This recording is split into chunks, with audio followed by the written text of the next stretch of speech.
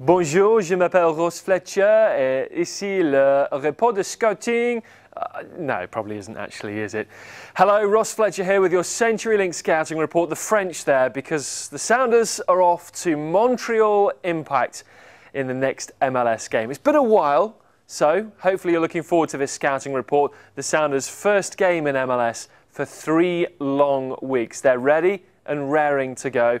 Coming back 7-3-3, but no win in their last 4. However, the Sounders, of course, have been pumped by 10 goals in those last 2 US Open Cup victories. They're playing a Montreal Impact side, an expansion side this season, who haven't started too well though. They're 3-7-3 and lost their last game 3-2. Now, if selected, here are 3 Montreal players to watch.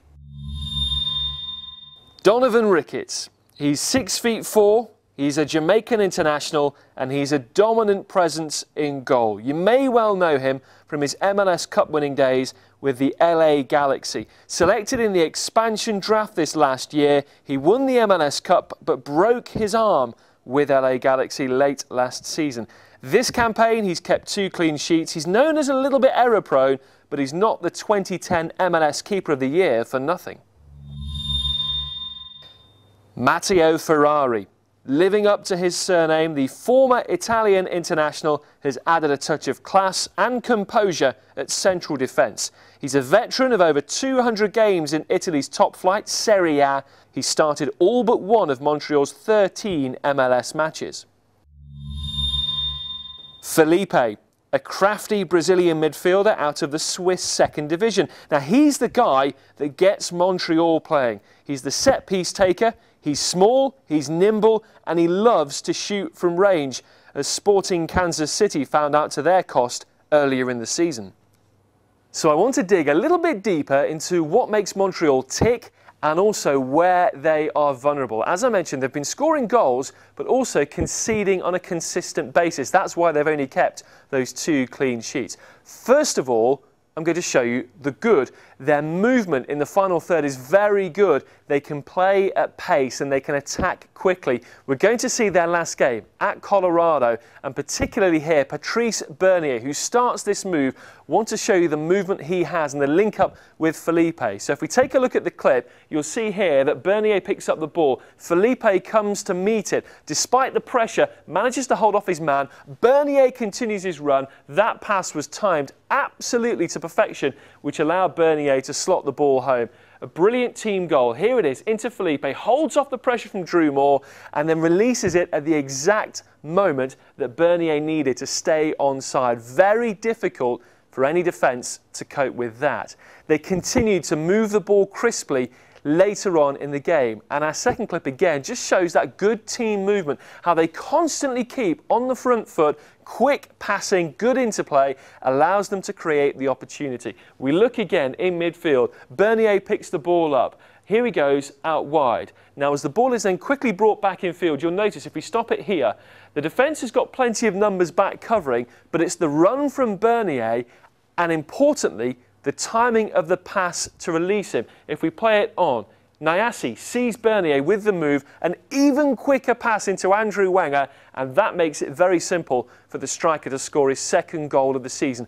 All made by Bernier, but also credit the rest of the team for that quick interplay, as you just saw there, to be able to unlock the defence. They have to keep shifting the Colorado back 4, and the pace of the attack is just too hot for them. We'll see it again in microcosm from their game against New York earlier in the season at the Olympic Stadium. Now, this again is quick attacking play from Montreal Impact. Philippe will have the final touch on this, but as we play the action on for you here, the ball will be spread wide to Tyson Wall on the left-hand side. Now, Philippe is in the background at the moment, ready to pick up the pieces. What really makes this is that quick one-touch pass from Miguel Montano, the former Sounder, into Philippe that allows him that half a second and that half a yard of space to get his shot off and almost give Montreal the lead. Now, that is Montreal Impact at their very best. We talked about defending though.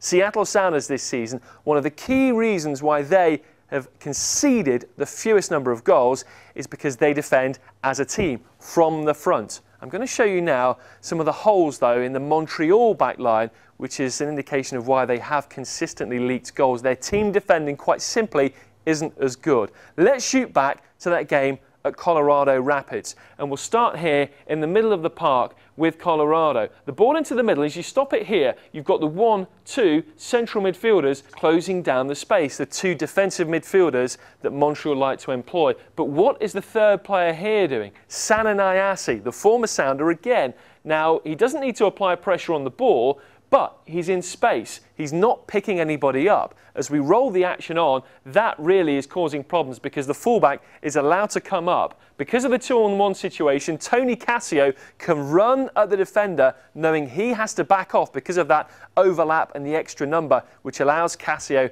to get the shot off far too easily.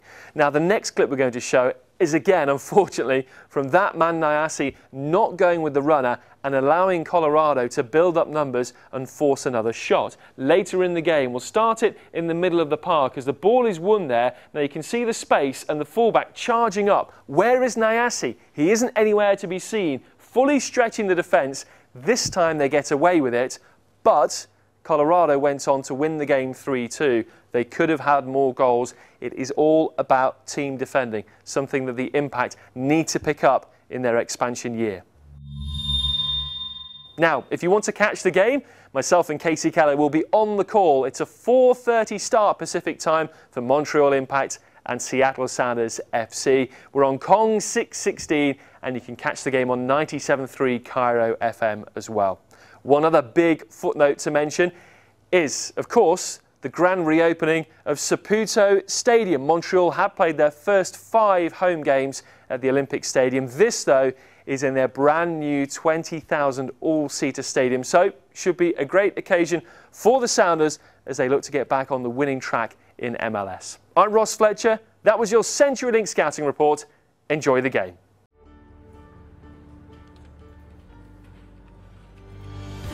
Give your full 90 with the Sounders FC mobile app featuring live audio, matchday blog and much more to keep you connected. Download your app at soundersfc.com/mobile.